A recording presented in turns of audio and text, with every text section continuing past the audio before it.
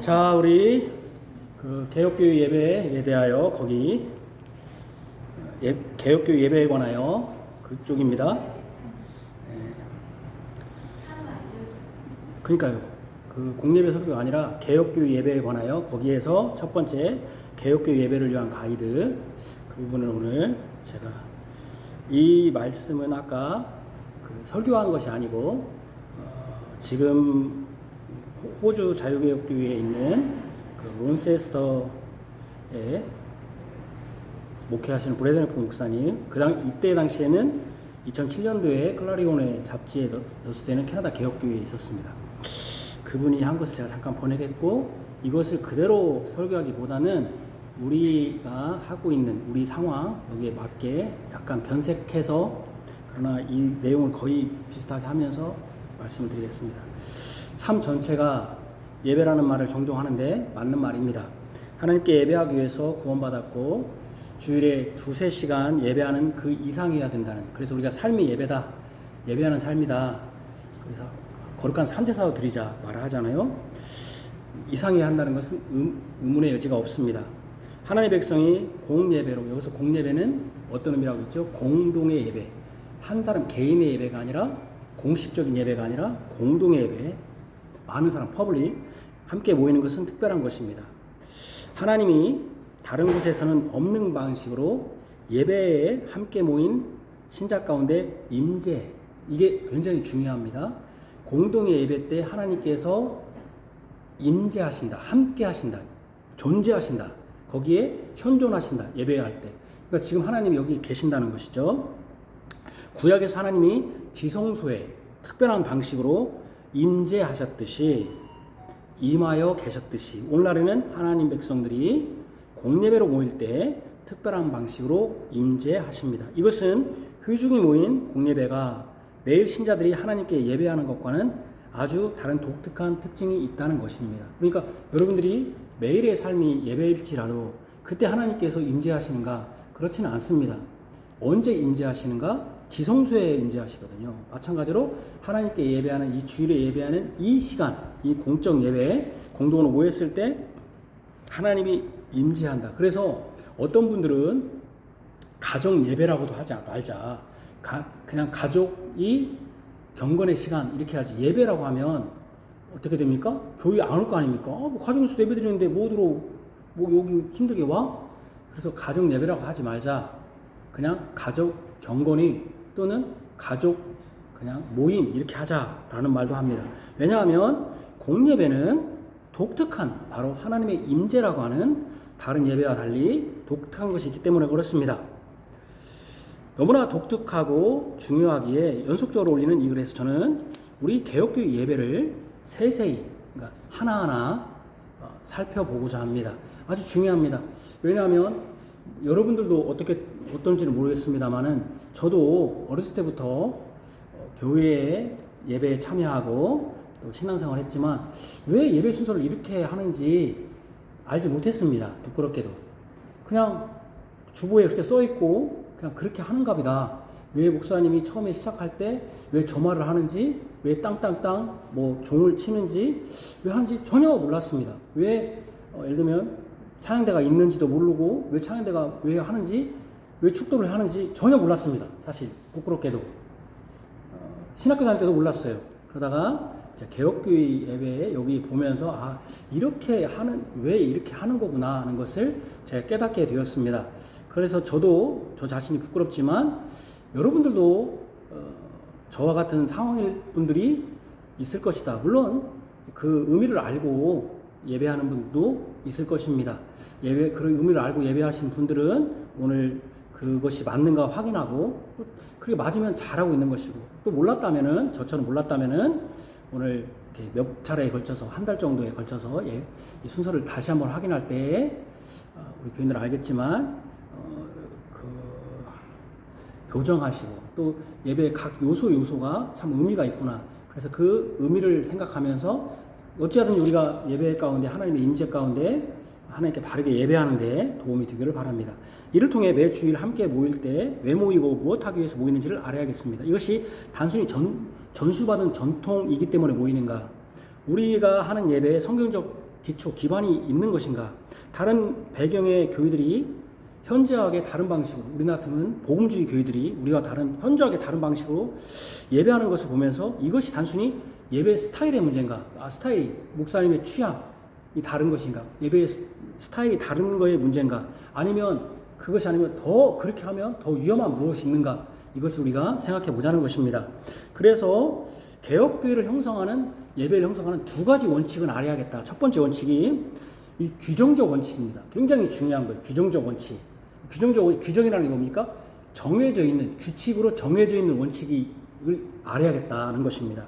하이데거의 의문답은 가장 단순하게 96문의 답변으로 제2계명에서, 제2계명이 뭡니까? 우상을 만들지 말라는 것인가요? 신을 만들, 뭡니까? 2계명이 우상을 만들지 말라는, 이계명에서 요구하는 것이 무엇입니까?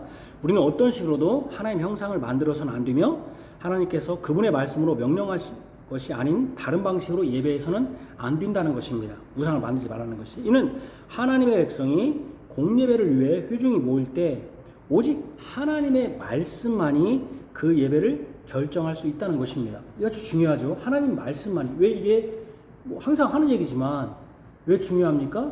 목사의 취향이나 청년들의 취향이나 또는 나이 드신 분의 취향, 또 사회적 취향이나 기호에 따라서 예배가 결정돼서는 안 됩니다.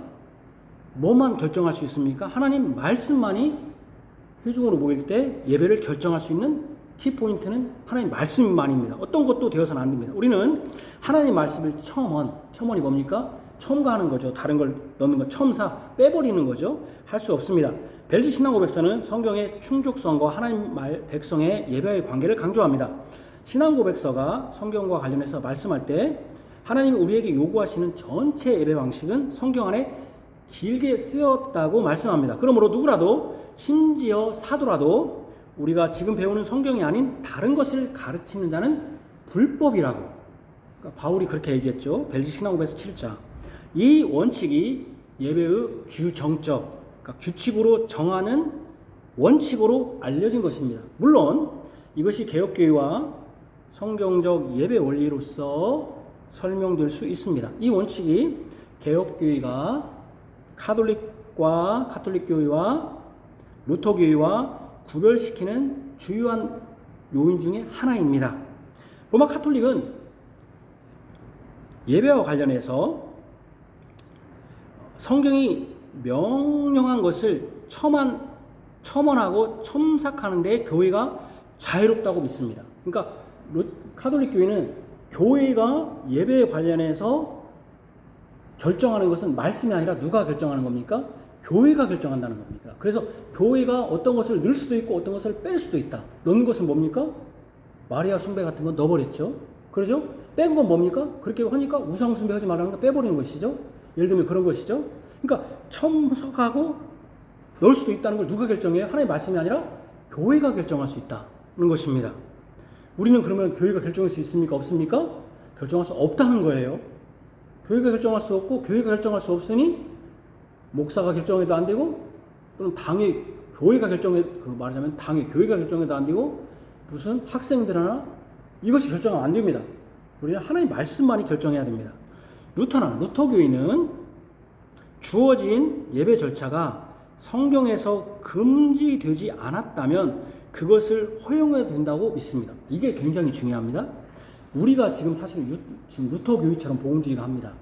주어진 예배 절차가 성경에서 금지되지 않았다면, 이건 무슨 말이냐면 성경이 말하지 않는다면, 말하는 것이 아니라면 얼마든지 허용할 수 있다고 보는 것입니다. 루터교회는. 그러나 우리 개혁교회는 어떤 식이냐면 하나님의 말씀으로 명령하신 어떤 것도 첨언하거나 첨삭함이 없이 그분이 명령하신 방식으로만, 그분이 명령하신, 아까 그러면 첨삭하고 첨언하는 것은 로마 카톨릭의 문제점을 지적한 거고, 또 하나는 그분이 명령하신 방식으로만 예배한다는 것은 루터란을 비판한 것입니다. 루터란은 뭐라고 했어요?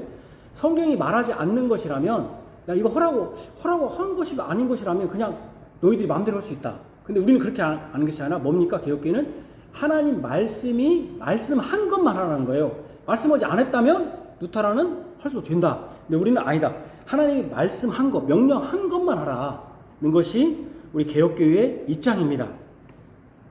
무슨 말인지 아시죠? 어떻게 보면 좀 말하자면 지금 우리가 복음주의 교회가 지금 우리 교회들이 루터교회처럼 가고 있죠. 하나님 말씀이 명령하지 않았지만 성경이 금하지 않은 것은 그냥 해도 된다. 이런 식이잖아요. 그러나 우리는 그렇지 않습니다. 개혁교회는 하나님의 말씀이 명령한 것만 해야 된다는 것입니다. 하나님이 명령하신 방식으로 하나님께 예배한다는 것이 우리의 입장입니다. 이 원칙을 변호하기 위한 고전적 성경 본문 중 하나가 레위기 10장 1절과 2절에서 찾을 수 있습니다. 나답과 아비후가 하나님의 말씀으로 명령받거나 제가 되지 않은 불을 하나님 앞에 드렸습니다. 그들이 정확히 무엇을 했는지 자세한 설명은 부족하지만 분명한 것은 그들이 하나님이 명령한 것에서 덧붙이려, 그러니까 다른 불을 갖고 왔잖아요. 시도했다는 것입니다. 결과적으로 여호와께서 불을 내셔서 그들을 죽이셨습니다. 이 본문으로 얻을 수 있는 결론 중 하나는 하나님이 기쁘게 받으시는 예배는 하나님 자신이 명령하신 방식으로서의 예배여야 한다는 것입니다.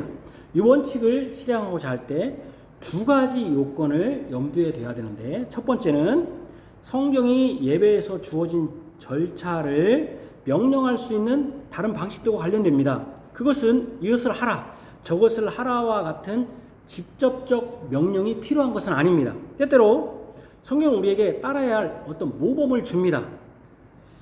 예를 들면 웨스트민스터 신앙고백서가 선하고 필연적인 결론이라고 부른 것을 통해서 어떤 절차를 유추하고 추론할 수 있다. 웨스트민스터 신앙고백서 1장 6절에 이 연속적인 글이 진행됨에 따라 우리는 이것이 작동되는 구체적 예배 방식을 볼 기회가 있을 것입니다. 두 번째 요건은 예배의 요소와 환경 간의 구별입니다. 그러니까 예배의 요소는 뭡니까? 우리가 지금 첫 번째 했던 거, 지금 우리 순서대로 하는 게 예배 요건입니다. 근데 환경이 있습니다. 환경은 뭐냐면 예배를 신앙함에 있어서 주변부에 있는 부차적인 것들입니다. 예를 들면 교회가 개인 의자를 놓을지 긴 의자를 놓을지 같은 것은 환경의 문제입니다. 그러죠? 똑같이 있는 것이 찬송가를 몇 장 할 것인가? 그렇죠? 목사님이 찬송가를 선택할 때 몇 장 할 것인가는 환경적 요인입니다. 그러죠? 예를 들면 장례식 찬송할 때 너무 기쁜 찬송 부르면 안 되겠죠? 그죠? 예를 들면 누구 탄생을 했는데 장례식 찬송 부르면 안 되잖아요. 그죠? 우리가 그런 우울한 찬송 부르면 안 되죠. 그러니까 이런 찬송가로 몇 장을 선택할 것인가는 환경적 문제입니다. 또 아침 예배를 9시 30분에 할 것인가 10시에 할 것인가 하는 것은 동절기에는 시간을 바꿀 것인가 여름에는 빨리 할 것인가 이런 문제는 환경적 문제입니다. 이런 환경에 관련된 문제는 성경이 명령한 것이 아니라 성경이 알려주는 지혜에서 나온 재량권에 해당됩니다. 그러죠?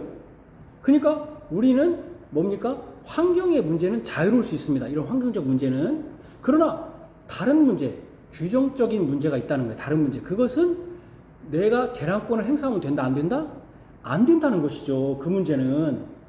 예를 들면 찬송가를 예를 들면 할 수는 있는데 몇 장을 찬송할 수 있는데 예를 들면 제가 왜 복음주의 교회를 왜 비판적으로 보는 겁니까? 찬송하는 거 나쁜 거 아니죠. 그죠? 나빠요?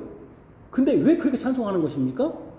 결국 사람을 좋게 하기 위해서 앞에 나오고 사람을 선동하고 사람을 끌어들이기 위한 목적으로 하니까 문제가 있는 것이죠.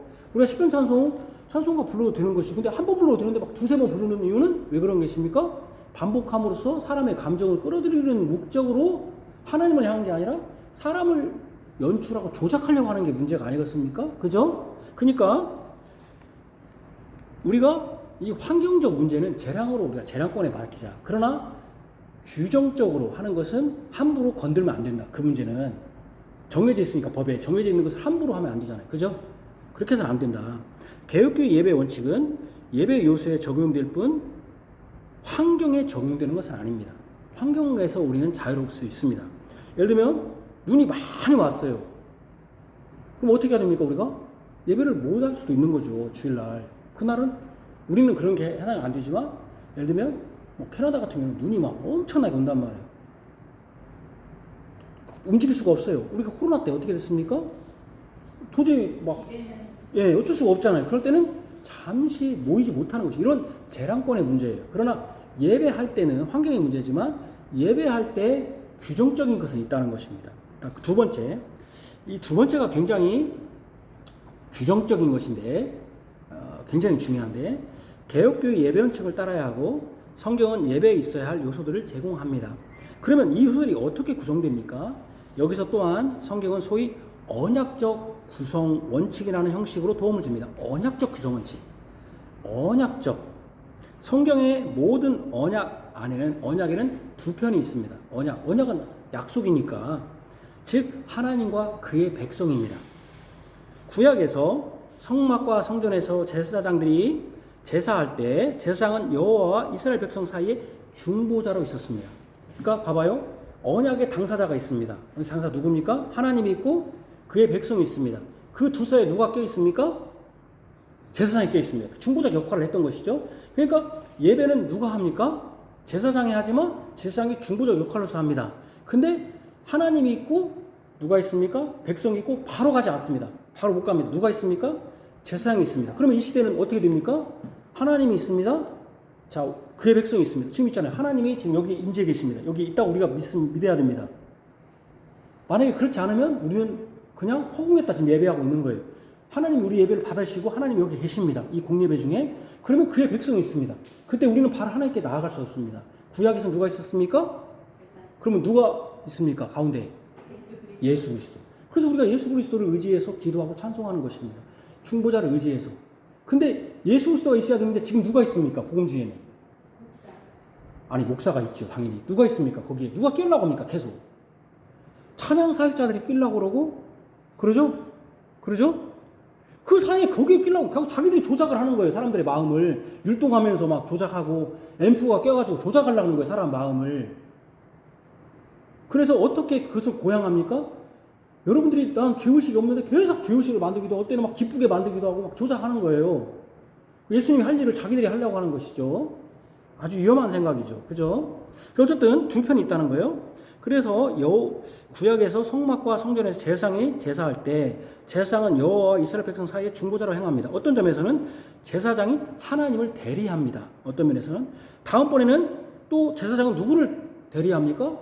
백성을 대리합니다. 그게 중보자죠. 그죠? 어떤 때는 하나님을 대리하기도 하고 어떤 때는 사람을 대리합니다. 그러니까 중보자죠. 히브리서 8장 5절에서 이 제사 직무가 하늘의 것의 예표와 그림자라는 걸 배웁니다. 달리 말하면 성막과 성전에서의 제사는 더 큰 것을 반영합니다. 즉 예수 그리스도의 중보적 사역이 그것입니다. 그러니까 예수님이 어떤 때는 하나님을 대신하고 어떤 때는 누가 뭘 대신합니까? 사람을 대신하고. 그래서 중보자는 뭐가 되고 뭐가 되어야 된다. 두 조건이 충족되어야 된다. 뭐죠? 참 하나님이시며 참 사람이다. 왜냐하면 참 하나님이야 어느 때는 하나님을 대신하고 참 사람이야 그러니까 이제 잘하네 우리 교인들이. 아주 좋습니다. 그렇게 됩니다. 그래서 예수 그리스도의 중보적 사역이 그것입니다. 그것이 의미하는 바는 성경적 예배는 하나님과 그의 백성 간에 존재하는 언약으로 설명된다는 것입니다. 그것이 너무나 구조적으로 언약적 관계가 왔다 갔다 한다는 것을 반영합니다. 우리 주보를 한번 보십시다. 우리 주보에 보면 다른 교회와 다른 게 하나 있습니다. 그게 뭡니까? 물론 시편 찬송을 부르는 것도 다릅니다. 또 뭐가 다릅니까? 그렇죠. 화살표가 있다는 것입니다. 화살표가 있다는 것. 이 화살표가 무엇을 반영합니까? 바로 언약적 구성 원칙을 반영합니다. 이 화살표가 왜 있어? 누가 물어봤어요. 정성도한테. 화살표가 있어. 그게? 화살표가 있었네? 이렇게 말하면 안 돼. 어떤 성도님, 저 제일 앞에 있는 우리 소성도님이 머리도 벗고 제일 뚱뚱한 것 같아요. 화살표가 왜 있어요? 그랬더니 내가 안 했는데. 화살표 지워버려. 있네요, 화살표가. 우리 목사님 양궁을 좋아하시나? 화살표가 있네?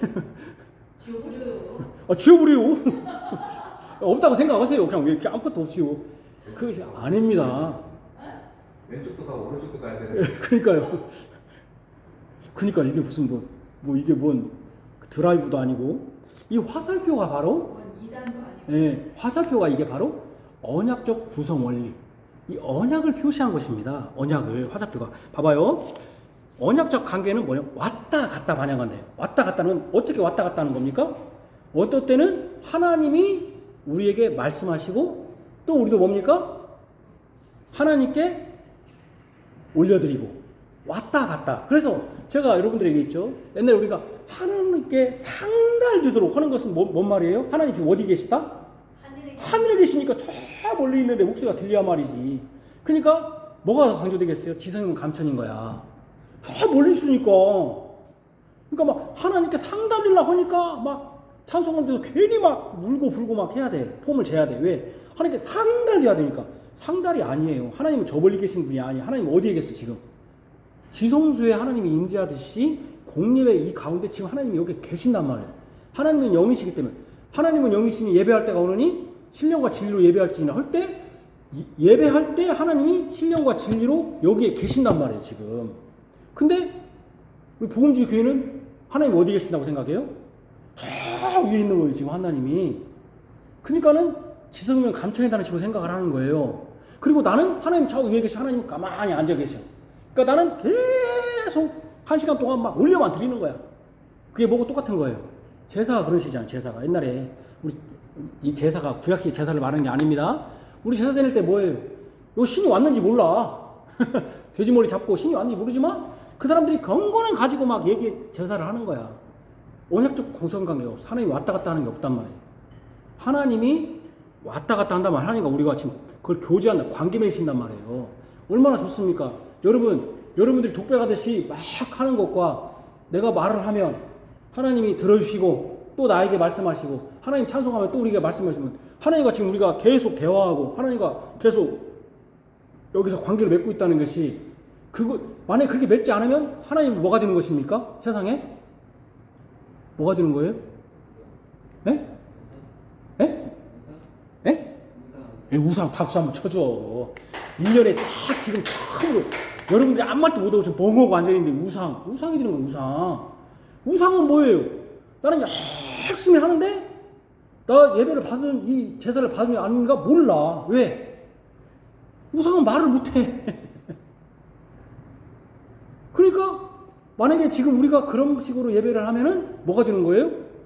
나는 열심히 했는데 내가 진짜 하나님 나를 받아줬는가 안 받아줬는가, 오히려 저 사람이 더 열심히 했는데 저 사람은 받아주고 나는 안 받아준 것 같아? 이렇게 생각하는 거예요 이게. 그러나 하나님은 여기에 임재하신다. 여기에 계신 거예요. 그러니까 여러분들이 주일날엔 될 수 있으면 우리가 이제 청소하니까 그러겠지만 양복도 입고 깨끗하게 입고 와야 돼요. 여러분 대통령이 여기 있으면 여러분 이렇게 안 입을 거 아니에요. 그죠? 그러니까 미국은요 예배할 때는 아이들도 정장 차림을 입고 옵니다. 하나님께 배우니까 임재하고 있다고 느끼니까. 느끼는 게 아니라 그렇게 믿고 실제로 임재하시니까. 그리고 하나님과 지금 언약적 확인을 한다 이렇게 생각하니까. 무슨 말인지 아시죠? 그리고 여러분들이 하나님 여기 오신다 있다면은 지각한다? 요즘은 지각 안 하니까 감사합니다. 생각을 못해요. 대통령이 있는데 여러분 제가 이번에 보니까 대통령 장관 하는데요. 그 다음 장관 하는 사람들이 얼마나 똑똑한 사람이에요. 근데 그 임명장 받을 때 연습할까 안 할까요? 리허설 할까 안 할까요? 와서 리허설 열심히 합니다. 여러분 우체국장님한테 상 받으러 가려면은 우정청장님 상 받으러 가면은요 가기서 10시에 상 받으면 10시에 딱 가고 똘라똘라 가고 왔어요 하고 하는 줄 아십니까? 벌써 8시에 9시에 다 도착해가지고 상 받는 거 다 연습하고 허용 안 해요? 근데 하나님이 여기 계신데 늦게 와가지고 탈레탈레 와가지고 그건 하나님을 우상으로 생각하는 거예요. 우상으로 생각하는. 우상은 뭐 늦게 와도 말을 안 하니까 우상으로 생각하는 거예요. 그렇게 하면 안 되는 거예요. 맞아. 여기 봐봐. 언약관계가 왔다 갔다. 그래서 화살표가 왔다 갔다 하는 거예요.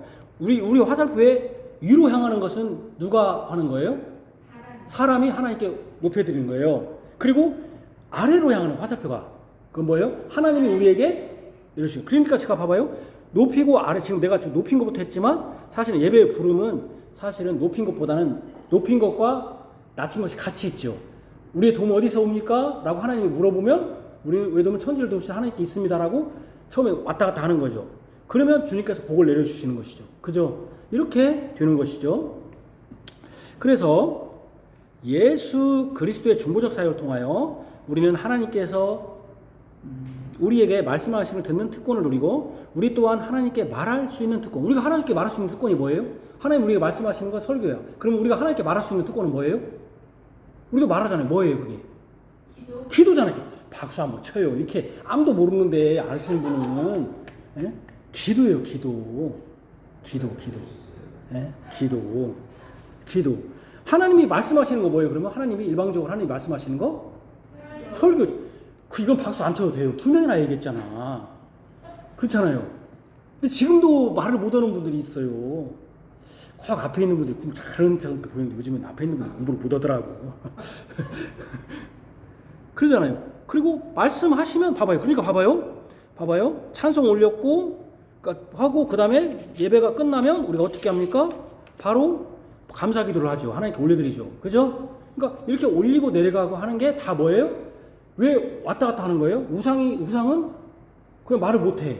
그리고 저 위에 있으면 말을 못해. 그러니까 상달만 하는 거야. 맨날 우리가 상달리도록. 우리 한 목사님이 지금 봉동에서 목회하시면 맨날 그분이 그렇게 돼. 하나님 앞에 상달되도록 기도. 그렇게 어렸을 때는 항상 그렇게 기도했어요. 항상 상달이 아니에요. 하나님 저 위에 앉아갖고 너다도 그냥 니들 잘하는구나 구경하시는 분이 아니라 여기에 와 계시고 우리와 지금 계속 교제하시고 우리와 대화하시고 우리를 어루만져 주시고 계속 그런 일을 하시는 거예요. 지금 예배 가운데. 그러니까 예배가 하나님 여기 계신 거예요. 예배가 여기에. 그리고 우리는 그의 백성으로 그의 집에 들어와서 하나님의 집이잖아요. 교회가. 하나님의 집에 들어와서 그의 말씀을 생명의 말씀을 먹기도 하고 또 우리가 호소하기도 하고 하나님께 호소하기도 하는 거예요. 예배가 얼마나 중요합니까? 그죠? 그러니까 세상 예배와 세상의 그 제사는 완전히 다른 거죠. 세상의 제사는 왔는가 안 왔는가 말을 안 하니까 돼지 새끼가 이거 받든지 안 하는지 말을 안 하니까 하나님은 우리에게 직접 말한다. 얼마나 좋습니까?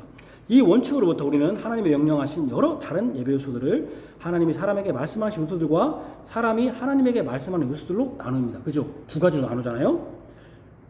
이런 식으로 이 요소들을 배치할 수 있는데 우리는 그렇게 배치했죠. 예배를 통하여 왔다 갔다 하는 움직임이 구별을 가능할 정도입니다. 그래서 구별을 가능할 정도죠. 제가 화살표 해놨잖아요. 그래서요. 이 화살표가 왜 있다고요? 하나님과 우리가 지금 언약적으로 계속 말씀하시고 우리는 듣고 찬송하고 하나님이 하시고 우리가 하십니다. 이렇게 합니다. 지워버려요. 이거 화살표. 그러면 안 됩니다. 몰라요. 목사님 이상하게 해놨더라고요. 이렇게 하면 안 됩니다. 언약에 관련됩니다. 언약입니다. 하나님이 말씀하시고 사람이 응답합니다. 하나님이 말씀하실 때는 화살표가 내려가 있고 우리가 응답할 때는 화살표가 올라가 있습니다. 그럼 개혁교회 다른 교회도 주고 이런 식으로. 예. 그렇게 화살표는 안 써놨지만 저는 이제 이해를 편해서 안 써놨지만 다 이렇게 돼 있습니다. 똑같습니다. 예배 순서는. 개혁교회 예배 순서는 똑같습니다. 캐나다 개혁교회 똑같고 다 똑같습니다.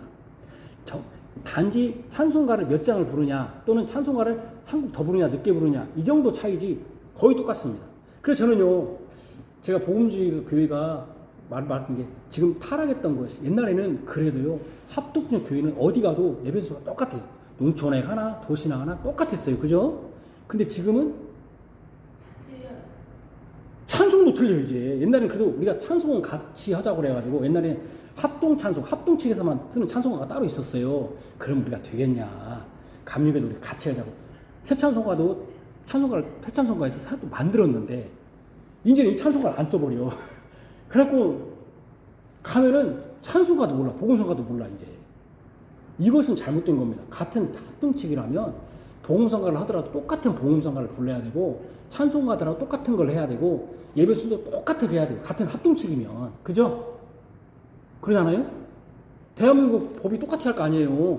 근데 어떤 때는 갔더니 교통사고 났더니 사람 죽여도 괜찮고 어떤 데는 사람 죽여도 된다고 하면 안 되잖아요. 그런 식이잖아요. 좀 안타까워요. 그런 것은. 어쨌든 다시 하나님이 말씀하시 또 다시 하나님이 사람이 응답합니다. 이런 식으로 예배가 계속되며 예배는 관계에 대한 것인데 이는 하나님과 그 백성 사이의 언약적 관계로 두 편 중에서 한 편이 차례대로 말하는 것입니다. 일방적으로 말하시는 것이 아니에요. 하나님도 말씀하시고 나도 말씀하고 공예배는 우리 인생에서 가장 중요한 것 중 하나입니다. 우리 구주이신 하나님께 찬송과 영광을 올리는 것은 모든 하나님의 자녀가 가장 우선시할 일 중 하나가 되어야 합니다. 하나님이 그분의 말씀과 성령으로 우리를 변화시킬 때 하나님 우리 삶 가운데 자신의 능력을 계속적으로 나타내는 방식으로 하나님이 말씀하시고 증거하시는 것을 듣기를 원하는 것이 최우선, 예배가 가장 중요하죠. 이러한 생각을 할 때 우리는 더욱더 부지런해야 되고 그래서 우리 예배가 성령과 진리 안에 있어야 됩니다. 자, 두 번째 요소, 실제적으로 한번 봅시다. 이제 두 번째 각 요소를 살펴보면 예배로의 부름, 예배로의 부름, 기독교 예배와 관련해서 가장 명확한 명령 중 하나가 하나님 말씀을 읽는 것입니다. 첫 번째가. 이게 사실은 우리 교회보다는 지금 우리 교회는 이걸 하지 않고 있는데 지금 복음주의 교회가 아주 잘하고 있습니다. 이것은 굉장히 잘하고 있습니다. 첫 번째 예배 막 시작할 때 첫 번째 하는 게 뭐냐면 하나님 말씀을 읽는 것이다. 첫 번째 말이 바울은 디모데전서 4장 13절에서 다음과 같이 명령했습니다. 내가 올 때까지 성경을 공적으로 읽는 것을 전념하라. 공적으로 읽는 것은 공적으로 읽는다는 것은 공예배 중에 읽는 것을 말이에요. 맞으면 공적으로 읽으라는 것은 공예배 중에 읽는 것을 전념하라. 이런 것은 다른 구절에도 많이 있습니다. 우리 예배에서 중요하게 다뤄야 할 것이 성경 읽기와 관련됩니다. 그러니까 예배 후 부름 처음에 하나님이 부르시잖아요. 그것이 뭐냐? 성경으로 시작한다는 거예요. 성경으로. 우리는 첫 마디를 뭘로 시작합니까? 우리는 찬송으로 시작합니다. 찬송으로. 그리고 또 웨스트민스터 신앙고백서로 시작합니다. 두 번째, 이제 진짜 시작한다면 예배로 부름인데 우리는 뭐라고 시작합니까? 우리의 마음을 하나님께 높여드리, 우리의 마음을 하나님 높여드리 이렇게 시작하잖아요. 근데 사실은 뭐부터 시작해야 된다는 거예요? 성경을 먼저 읽어야 된다는 거예요. 성경을. 이것을 복음주의 교회는 합니다. 어떻게 합니까? 합니다. 조금 이따 이걸 다 읽고. 사도신경? 아니죠. 사도신경 아니죠. 사도신경 성경이 아니잖아요. 하나님이 그분의 말씀을 우리에게 말씀하시면 우리 또한 교대로 그분의 말씀을 입술로 받아 그분에게 다시 말합니다. 이것이 우리로 하여금 예배의 시작으로 이끕니다. 물론 우리가 예배 지금 성경을 읽네요. 왜냐하면 우리의 도움은 천지를 지신 여호와 이름에 있습니다라는 것이 시편 121편이니까 하나님 말씀으로 시작하자요. 우리도 똑같이. 우리도 그렇게 시작하네요. 제가 잘못 알았습니다. 자, 그러면 어떤 방식으로 시작하는 것이 적절합니까? 우리 예배가 언약의 순서에 따라 구성되었다면 하나님이 우리를 그분 자신에게로 부르신다면 복음 진리를 반영해야 하지 않을까요? 은혜 언약 안에서 하나님이 주도적으로 우리에게 오셔서 의미 있고 우호적으로 그분과 관계를 형성하도록 우리를 부르십니다. 여기서 창세기 3장에 에덴에서 아담과 하와를 부르시는 것뿐 아니라 그분의 주도적 은혜로 아브라함과 다른 사람을 부르신 것을 생각할 수 있습니다. 그러니까 예배로 부르는 것은 내가 간 게 아니라 하나님이 불러서 갔다는 거예요. 예배의 주도권은 누구라는 거예요? 하나님이고, 그렇기 때문에 첫 마디가 뭘로 시작해야 된다? 하나님의 말씀으로, 찬송으로 시작하는 게 아니라. 그래서 우리가 또 예배에도 시편 120편 하나님의 말씀으로 시작하는 거잖아요. 우리의 도움은 천지를 지신 여호와 이름에 있습니다 라고 하는. 그러므로 하나님의 예배에서 첫 마디가 예배의 의미를 좋게 합니다.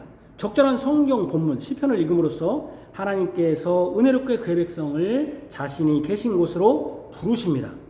예배로 부르는 것으로 회중은 우리를 이 자리로 부르시는 권위를 가지시는 분이 하나님이라는 것을 떠올립니다. 예배로 부름이 이 캐나다 개혁교회에서는 드물어졌다는 거예요. 또 지금 우리 한국 교회도 드물어졌어요. 그 자리를 누가 차지하고 있냐면, 누가 차지합니까? 지금 예배를 찬양단이 차지하고 있죠. 근데요, 찬양단이 차지하기 전에, 그러니까 전통적 예배라고, 우리 복음주에서는 요즘 열린 예배 않고 전통적 예배라고 했잖아요. 그때는요, 진짜 첫 마디를 하나님 말씀으로 시작했습니다. 뭘로 시작했을까요? 시작했었어요. 목사가. 옛날에는 전에는 이렇게 시작했죠. 예배를. 어떻게 시작했냐면, 땡땡땡 시간이 되었으므로 예배를 시작하겠습니다. 이렇게 시작했어요. 아마 그것은 첫 마디를 왜 그렇게 시작했냐면, 제가 한번 생각해 보세요. 왜 그랬을까 할 때는 두 가지 때문에 그런 것 같아요. 그때는 시계가 없었어요. 시계가 없어가지고 목사나 어떤 사람이 시작하는 것을 알려줄 필요가 있었어요. 그래서 땡땡땡 치면서 예배가 시간이 되었으므로. 근데 그러면 예배를 부른 게 뭐가 되는 거예요? 하나님 부른 게 아니라 시간이 부른 것이 되어버리잖아요. 시간이 되었으므로 시작하니까 예배로 부른 게 하나님 부른 게 아니라 시간이 나를 부른 거가 돼버린단 말이에요. 첫 마디가 시간이니까. 그리고 어떻게 하냐면 땡땡땡 쳤어요. 왜 쳤을까 생각해보니까 아마 이것도 일제시대와 관련될 것 같아요. 일제시대 때 모든 의식할 때 땡땡땡. 그리고 우리가 처음에 뭐라고 시작했어요? 시간이 되었으므로 뭐 어떻게 한다고 그러죠? 옛날에? 기억도 안 나죠? 어떻게 시작했죠? 묵도하심으로 예배를 시작하겠습니다 그랬어요. 묵도. 이 묵도가 어디서 나왔을까요? 일제시대 나온 겁니다. 왜냐면 그때 그 사람들은 모든 걸 시작할 때 우리가 국민을 해서 뭘 했을까요? 신사참배. 그 신사. 그 천왕을 향해서 묵념을 했던 것이죠. 시작할 때 땡땡땡 하고 그 시작을 알리는 땡땡땡 세 번을 치면 처음에 뭘 했냐면은 천왕폐하를 향해서 묵념을 했던 것이죠. 이것이 의식이 돼가지고 우리도 묵도하심으로 시작했던 거예요. 근데 그렇게 시작했던 것인데, 그러니까 예배로 부른 것이 마치 하나님이 부른 게 아니라 땡땡땡이 부르고 시간이 부른 것이 돼버린 거예요. 그죠? 하나님이 부른 게 아니라. 또 하나는 근데 그렇게 시작하다가 이제 그것이 사라졌어요. 점점점 예배가 땡땡땡 치는 게 권위적이다. 그래서 사라지면서 묵도하심으로서는 시작을 했어요. 묵도하십시다라는 건 그대로 있지만 거기서 목사가 딱 하는 게 있었어요. 그게 뭡니까? 오늘 우리가 읽은 예배할 때가 오나니 신령과 진리로 예배할지니라 라고 말하기 시작했어요. 이거는 지금 예배할 때 오나니 예배하는 자는 신령과 진리, 옛날에는 신령과 진리로, 요즘은 신령과 진정과 신령과 진정으로 예배할지나 그랬죠. 요즘 진리로. 이게 성시 교독이 아니라 낭독이었는데 이게 뭡니까? 여기에 지금 예배의 부름이에요. 첫 마디. 마치 하나님께서 예배할 때 하노니 신령과 진리로 예배할지니라 라고 하는 첫 마디를 누구로 뭘로 시작한 거예요? 하나님의 말씀으로 시작했던 거예요. 근데 지금은 교회들이 그것도 빼버렸어요. 이제 그 자리를 누가 차지해버렸냐면 찬양단이 차지해버린 거예요. 찬양단이 첫 마디가. 그러니까 마치 하나님이 부른 게 아니라 사람이, 찬양단이 사람을 부른 것처럼. 이 첫 마디가 가장 중요하잖아요. 첫 마디가. 옛날에는 땡땡땡은 시간이 되었으면 시간이 나를 부른 것이 됐지만, 그러니까 그래서 옛날에는 캐나다 개혁교회도 이렇게 저처럼 시작했는데 요즘을 보니까 성시 성경 말씀을 먼저 읽습니다. 먼저 뭐 이사야서를 읽든 뭐 시편을 읽든. 그러나 우리도 지금 성경을 먼저 시작하죠. 왜냐하면 우리의 도움은 어디서 옵니까? 성경 말씀이잖아요.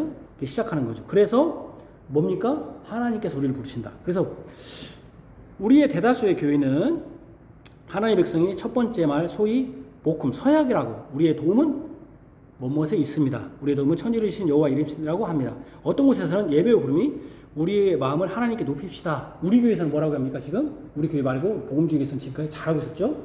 예배할 때가 오나니 예배하는 자는 신령과 진리로 예배할지니라. 아주 잘하고 있는 것이죠. 이거 우리가 지금 우리의 도움은 천지를 지신 여호와 이름이 있습니다 라고 하지 않아도 사실은 이거만 하는 것도 아주 잘하고 있는 것이죠. 하나님이 부르셨다. 우리를 잘하고 있는 것입니다. 하지만 이런 말은 종종 이렇게 들릴 수가 있어요.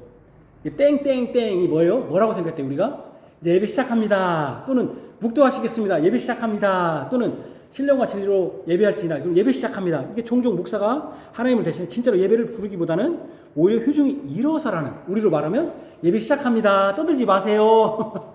이렇게 들릴 때가 있다는 것이죠. 어째서 하나님의 효중을 자신에게 예배하도록 부르고 짧고 명확한 성경구조가 없는 것입니까? 우리가 진지하게 우리의 예배를 언약적 구성과 성격을 취한다면 이 문제는 주의 있게, 여기도 이제 그렇게 하지 않는가 봐요. 그래서 옛날에 우리도 막 떠다가도 땡땡땡 하면 주목하는 거잖아요. 맞아요. 땡땡땡 치면서. 그러면 뭐라고 생각하냐면 이것은 하나님 우리를 부르셨다기보다는 이제 조용히 하세요. 말 다물으세요. 입 다물으세요. 예배 시작합니다. 이거 알리는 거죠. 그러나 그게 아니라 예배의 시작, 예배의 주도권은 누구다? 하나님이시다. 하나님이 우리를 부르셨다. 이게 예배의 부름입니다. 예배의 부름은 성경 말씀으로 시작해야 됩니다. 왜 성경 말씀으로 시작했냐면은, 그래서 우리 교회도 지금 어떻게 시작합니까? 내가 산을 향하여 눈을 들리라. 나의 도움이 어디서 옵니까? 나의 도움은 천지를 지신 여호와의 이름에 있습니다라고 하는 뭡니까? 시편 121편의 말씀으로 시작하는 것이죠. 또 다른 교회에서는 이렇게 시작할 수 있습니다. 예배할 때가 오나니 예배하는 자는 신령과 진리로 예배할지니라. 또 다른 구절로서 시작할 수 있습니다. 이게 예배의 부름입니다. 서약. 근데 서약하는 거죠. 내가 맹세하는 것이죠. 예배에서 다음 말도 성경에서 나온 말입니다. 하지만 그 다음 말은 하나님의 백성의 편에서 신앙 고백입니다. 우리의 도움은 천지를 지으신 여호와 이름에 있도다. 이 말은 하나님께 예배하기 위해 온 우리가 하나님의 부름에 응답하는 것입니다. 하나님이 이 아름다운 말을 바로 그 첫 시작으로 우리 입에 두셔서 우리가 하나님께 전적으로 의존한다는 것을 알게 합니다. 우리는 공경에 처한 사람으로 하나님께 나와 우리의 갈증과 배고픔을 채우시기를 기원합니다. 기다립니다. 이것을 우리는 복음이라고 하는데 라틴어에서 온 단어입니다. 서약 또는 신앙 고백과 같은 것입니다. 그 단어의 라틴어 기원은 우리 예배의 이 요소가 종교 개혁보다 훨씬 이전에 있었다는 거. 라틴어가 더 오래 전에 있었으니까. 그러니까 초대교회 로마 시대 때부터 있었다는 것이죠. 개혁자들은 그 가치를 인정하고 예배의 시작으로 시편 124편 8절을 단순하게 계속적으로 말합니다. 우리도 그렇게 하고 있잖아요. 제가 이미 언급했듯이 이 말은 회중의 편에서 옵니다. 하지만 대부분의 우리 교회는 회중을 대신해서 목사가 인용합니다. 이런 경우에 회중의 개별 신자들은 목사와 함께 이 말을 자기 스스로 의식하면서 그들 마음속으로 말해야 합니다. 근데 우리는 같이 하죠. 제가 물어보면 여러분들이 고백하는 식으로. 대부분의 개혁교회들은 같이 합니다. 목사가 하는 것보다는 같이. 왜냐하면 이건 신앙 고백이기 때문에. 그리고 서약이기 때문에. 나의 도움은 천지를 지신 여호와의 이름에 있다고 고백하는 사람이 예배하는 사람들이지. 그냥 아무렇지 않게 그냥 떠중이 와서 예배하는 사람들이 아니다는 거죠. 그래서 사람의 편에서 온 것이라면 그렇게 하는 게 실제적이라면 회중이 암송하지 않을 이유가 없습니다. 그래서 우리가 그것을 암송하는 것이죠. 그 다음에 이제 환영 인사, 복 주신 인사죠. 지금까지 우리는 두 가지 요소를 보았습니다. 하나님이 예배의 부름으로 말씀하시고, 그래서 우리가 첫 번째 말을 성경으로 시작하는 게 좋겠고, 그리고 그들이 그것에 대해서 우리가 신앙을 고백합니다. 우리의 도움을 천지를 지신 여호와 이름에 있습니다라고 응답합니다. 언약적 요소가 됐죠. 하나님이 말씀하시고 우리가 맹세하로 하나님께 응답하는 것이죠. 언약적 예배. 그 다음에 언약적 구성으로 지을 때 하나님이 다음에서 말씀하실 것이 있습니다. 좀 우리가 하나님이 먼저 우리의 도움은 천지를 예를 들면 예배하는 자는 신령과 진리로 예배할지니라라고 했단 말이에요. 그러면 우리가 우리의 도움은 천지를 주신 여호와 이름에 있습니다라고 응답했어요. 그러면 하나님이 말할 차례잖아요. 그때 하나님이 뭘로 한다는 거예요? 하나님은 목사를 통하여 더 긴 인사를 베풀어 주심으로 그렇게 하십니다. 목사는 그의 손을 올리고 전통적인 복과 인사의 예배의 동작입니다. 그러니까 이 손을 올린다는 게 뭐냐면은 예를 들면은 뭡니까? 모세가 손을 올릴 때 싸워서 이겼잖아요. 손을 올린다는 것은 하나님의 일하심을, 하나님의 복 주심을 상징하는 것이거든요. 그러니까 그때 우리는 뭐라고 하냐면 이 손을 올렸다고 하니까 그때 뭐냐면은 아론이 모세가 하니까 우리는 그러거든요. 손을 올리니까 손을 내리니까 그 기도했다고. 기도했다는 의미가 아니에요. 예배 시간에 손 올릴 때 기도할 때 손 올려요? 손 올릴 때가 있잖아요. 언제 손 올립니까? 축도할 때, 하나님 복 주실 때. 이게 모세가 손 올린 게 기도한 게 아니에요. 그러면 자기 때문에 이기고 졌다. 하나님 그럼 하신 게 뭐야? 손을 올린다는 의미는 하나님이 복 주시고 하나님이 싸운다는 의미지 기도했다는 의미가 아니에요. 그래서 여기 성경을 완전히 엉터리를 보는 거예요. 왜? 이걸 모르니까. 그러니까 우리가 하나님께서 불렀잖아요. 그럼 왔어요. 그럼 여러분 처음에 처음에 만났어. 저부터 뭐부터 해요, 여러분? 사람 만났어요. 여러분 뭐부터 해요? 인사하잖아요. 우리 이명선 도님은 오늘 아침에 뭐 했냐 했더니 제가 하더니 인사를 안 했는가 봐. 선생님 안녕하세요 인사를 하더라고요. 얼마나 착해. 박수 한번 쳐요. 그런데 우리 정훈이 성도님은 이런 얘기하면 여기 이 성도님은 청소한다고 인사를 안 해요. 청소만 해. 아니단 말이에요. 이렇게.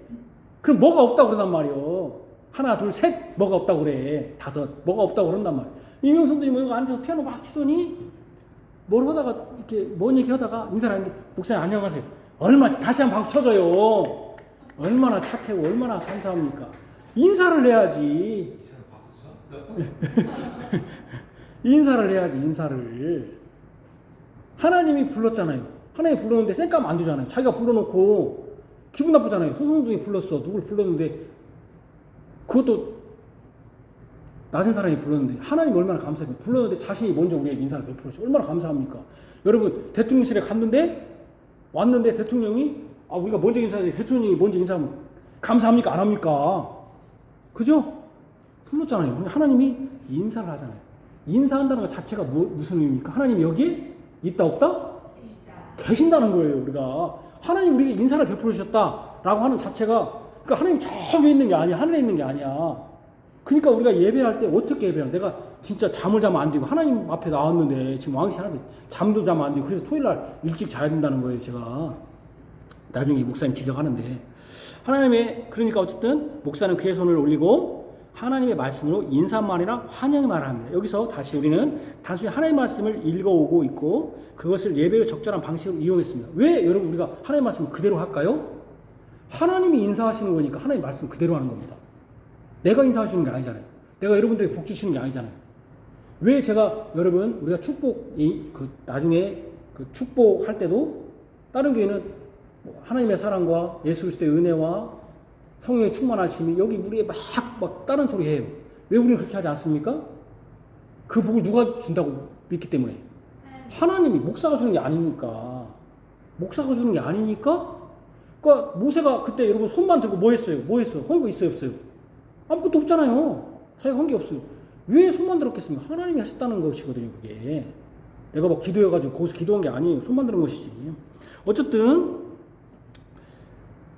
그분의 말씀으로 읽어오고 있고 그것을 예배의 적절한 방식으로 이용했습니다. 사실은요 이 예배의 그러면 제가 여기서 하나 질문. 아니 근데 이것이 성경에 있습니까? 이렇게 하는 것이 있습니까? 라고 여러분들이 질문을 해야 돼. 이런 방식이 있습니까? 아니 복음주교회는 마지막에 인사하지 아니 마지막에 축복선을 처음에 나왔어. 이건 개혁교회만 있는 좀 이상한 방식이에요. 사람들이 와서 우리를 이상하다한 교회로 하는 이유가 첫 번째 축도를 하는 거예요. 이게 뭐야 이게 무슨 축복이 이런 방식이 있습니까 없습니까? 하나님이 인사하기 때문에. 그러니까 있어요 없어요? 저기 바울서신. 바울서신이 있다는 거예요.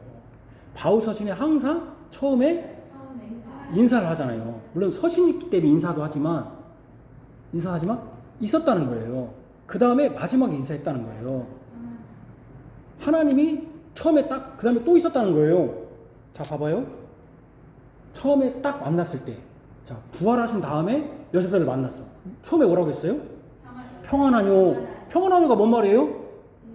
안녕하세요 그 말이에요. 안녕하세요가 뭔 말이에요? 평안하셨죠? 그 말이잖아요. 하나님이 평안하뇨. 평안을 받는다. 두려워하지 말라. 두려워하지 말라는 게 뭐예요? 안심하라는 게 뭐예요? 안녕하세요 그 말에 두려워하지 말라는 의미로 하는 게 뭐예요? 나 두려워하지 말라 하면서 인사하는 방식이 뭐예요? 나 두려워하지 마, 무서워하지 마 하고 방식으로 인사하는 방식이 뭐예요 지금? 그것도 모르고 인사했네. 찬우야 잘 봐. 뭐야? 이걸 알려주도 모르네. 악수잖아요 악수. 아 인사인데. 그러니까 내가 살짝 힌트를 주는데 너한테만. 힌트를 주는데 여러분 악수가 뭡니까? 악수를 왼손으로 안 차나요? 대부분 오른손으로 하죠. 오른손은 뭐예요? 칼을 잡고 총을 쏘면 되잖아요. 그러니까 손을 잡는다는 거는 나는 무기가 없습니다. 무기가 없습니다. 그런 말 아니에요? 뭐 여러분들이 무기 갖고 있을 리 없으니까 모르겠지만 어쨌든 우리는 어쨌든 하나님께서 인사를 베푸신다. 그것이 있었다는 거예요. 하나님이 먼저 인사를 베풀어 주신다. 그러니까 이것이 인사를 베풀어 주는 자체가 하나님이 지금 이것을 또 우리가 먼저 인사하지 않죠. 하나님이 먼저 인사를 한다는 것은 무슨 의미가 있는 거예요? 또요? 은혜를 베푸신다는 거예요. 하나님이 먼저 강한 자가 약한 자에게 인사를 않고 낮은 자가 윗사람한테 인사하는 거잖아요. 근데 하나님이 우리를 먼저 인사했다는 것은 하나님의 은혜. 그러니까 예배의 자리는 무슨 자리라는 거예요? 하나님께서 은혜를 푸신 자리다. 이걸 알려주는 것이죠. 지금 하나님은 신약교회에서 인사하듯이 똑같은 방식으로 우리에게 인사하십니다. 바로 신약교회에게, 사도행전의 신약교회에게. 또 12 뭡니까? 여기에 나오는 게 계시록에 우리가 오후 예배 때 그 인사하는 게 계시록에 있는 거죠. 그 계시록의 그 내용이 7개 신약교회 7교회의 7교회죠. 교회에 보낸 거잖아요. 그죠? 그러니까 인사를 베풀어 주잖아요. 똑같이 인사한다는 거예요. 이 모든 것을 매우 명백한 것은 예배의 진실로 두 편이 있다는 것입니다. 예배를 하는 분과 예배를 받는 분이 있다는 거예요. 그들은 서로 관계하고 있습니다. 인사의 마지막에 목사가 아멘이라고 말하는 것이 관례입니다. 당신도 아멘이라고 말할 수 있는데 아멘이라는 뜻은 진실로 확실합니다. 아멘? 진실로 확실합니다. 하나님이 목사가 아멘이라고 말할 때 그 인사에 인을 쳐주십니다. 그래서 하나님의 백성도 그들 자신이 그들 마음속으로든지 말로써 아멘이라고 응답해야 합니다. 아멘을 꼭 해야 돼요. 아멘함으로써 그들은 하나님이 계신 곳에서 진짜로 환영받고 있음을 확신하게 됩니다. 그러니까 환영받고 있다. 하나님이 그러니까 인사를 베풀어 주는 것은 가식적으로 하는 게 우리는 가식적으로 할 수 있죠. 하나님은 진심으로 하기 때문에 그래서 환영의 인사다. 환영의 인사다. 복 주시는 인사이기도 하지만 환영하고 너를 죽이려고 하는 게 아니라 환영하는 인사다. 첫 번째 찬송. 예배 시작의 마지막 요소는 하나님의 백성이 노래로 응답하는 것입니다. 전형적으로 첫 번째 찬송은 하나님을 찬송함으로 높이는 것이 되어야 합니다. 이게 복음주의에서 잘 되어 있었어요, 옛날에. 어떤 찬송을 불렀죠? 복음주의에서는 찬송가 500장 있어서 600장 있어서 몇 쪽에서 불렀죠? 앞에서 불렀죠. 그렇죠. 삼위일체성. 성부, 성자와 성령, 영원히. 그 찬송. 이게 뭐냐면은 첫 번째 찬송은 하나님을 찬송하거나 직접 찬송하거나 높이는 찬송. 굉장히 우리가 복음주의를 이렇게 찬송을 보더라도 잘못된 것이 잘 못한 것이 없었어요, 사실은 복음주의가. 근데 그거를 그냥 다 그냥 오후 예배, 찬양 예배라고 하면서 싹 바꿔버린 거죠.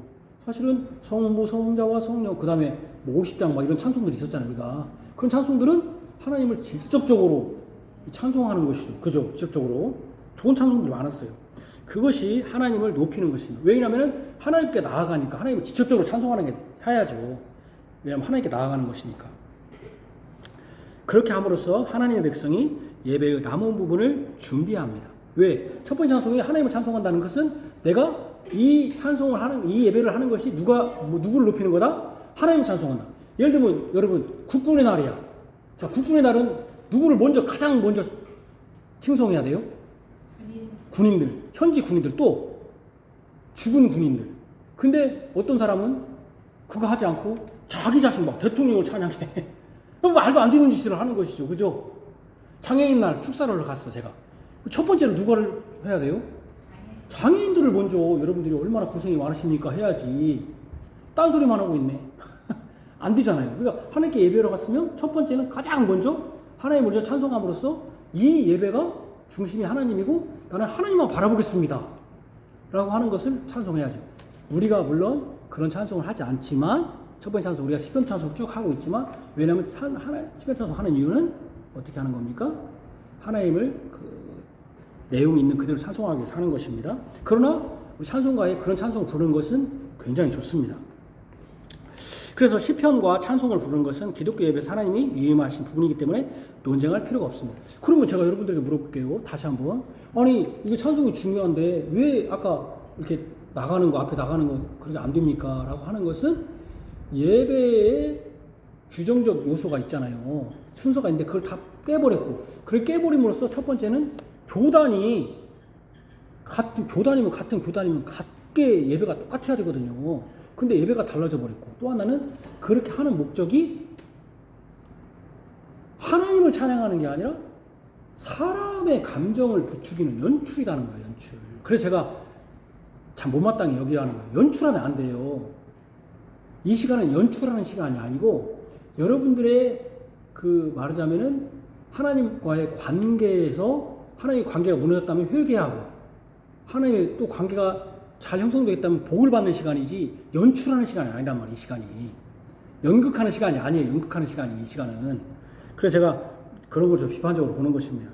에베소서 5장 19절과 골로새 3장 16절에서 공예배를 어떻게 해야 할 것인가에 대한 지시가 기록되지 않았다 해요. 하나님의 백성이 예배하기 위해 모여서 찬송해야 한다는 것은 분명한 것입니다. 그것보다 더 성경 전체는 하나님의 백성이 하나님을 노래로 찬송할 것을 표현하며 이것은 우리가 예배로 모이는 지금도 해야 할 것입니다. 이미 말씀한 대로 이것은 어떤 기독교계에서도 논쟁할 문제가 아닙니다. 그죠? 예배 찬송으로 논쟁할 것이 없는데 내가 왜 찬송으로 논쟁하냐면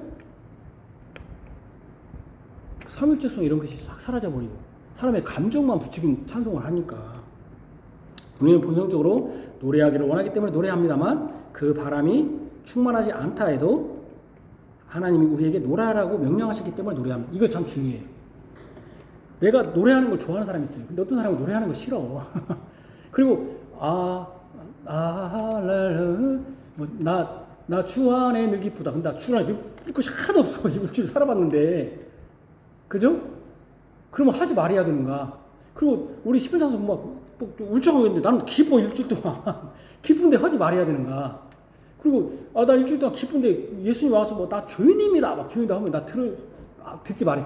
그렇게 하면 안 된다는 거예요. 하나님이 명령하셨기 때문에 내 기분에 관계없이 나의 입장과 관계없이 하나님을 찬송해야 된다. 이게 중요합니다. 다음 장에서는 죄의 고백. 이제 다음 장에서는 3절과 4절. 이 정도 한 50분 정도 걸리는데 이렇게 하겠습니다. 기도하겠습니다. 하나님 아버지, 오늘 우리가 예배 가운데 순서들이 있었습니다. 이 순서들은 우리 보험주의 교회에서도 지금까지 우리 어렸을 때 교회에 있었을 때도 잘 이렇게 순서대가 있었습니다. 지금도 물론 그렇게 순서에 따라서 잘 진행하는 교회들도 많이 있습니다. 그러나 또 우리 개혁교회의 예배 형식에는 그 보험주의가 미처 캐치하지 못한 것이 있습니다. 바로 언약이라고 하는 것입니다. 보험주의 교회에서는 하나님이 하늘에 계시고 우리는 그 하나님께 상달되도록 그 하나님께 우리 예배, 기도, 우리의 순종이 도달할 때까지만 열심을 다한다고 있지만 하늘에 계시기 때문에 그러나 우리 개혁교회는 이 공예배에 공적으로 모인 예배에 하나님은 지성소에 임재하시되 임재하십니다. 이 예배당에 있습니다. 그래서 하나님이 우리와 지금 대화하시고 말씀하시기도 하고 우리고 또 하나님께 호소하기도 하고 하나님께 찬송하기도 하고 하나님의 말씀을 듣기도 하고 때로는 성찬의 상에서 같이 앉아서 식사도 합니다. 하나님이 임재하시기 때문에 얼마나 우리는 하나님이 가까이 있습니까? 그렇기 때문에 우리의 예배의 태도, 예배의 복장, 또 예배의 찬송의 자세 모든 것들이 하나님이 여기 계시기 때문에 주의해야 되고 또 하나님께 가까이 있기 때문에 얼마나 특권이고 영광인지 모릅니다. 그렇기 때문에 이 예배의 순서를 잘 깨닫고 예배하는 것은 우리에게 더욱더 하나님의 복이 임하고 하나님과 가까이 하고 하나님이 예배의 중심이라는 것을 깨닫게 하기에 너무나도 기쁜 일이고 좋은 일입니다. 특별히 우리 교회는 화살표로 이렇게 하나님과 언약적 관계가 있다는 것을 잘 나타냈습니다. 이것을 먼저 우리가 알게 하시고 혹이라도 누가 이것을 묻는다면 우리가 말하게 하시고 또 각 예배 요소마다 순서마다 의미하는 바가 있다는 것을 그 모든 것이 하나님이 중심이고 하나님께서 우리를 부르사 우리에게 복 주시고 하나님께서 또 우리의 죄를 용서하시고 말씀을 전해주시고 또 우리에게 복을 주신다고 하는 이 언약적 관계가 드러난다는 것을 이 예배 요소 또 한 달 동안 우리가 배울 텐데 이것을 깨달으면서 하나님께 바르게 예배하고 또 그걸 가운데서 하나님의 그 위로와 하나님께 주신 평안과 기쁨과 안녕이 가득하게 하여 주옵소서. 예수님 이름으로 기도합니다. 아멘.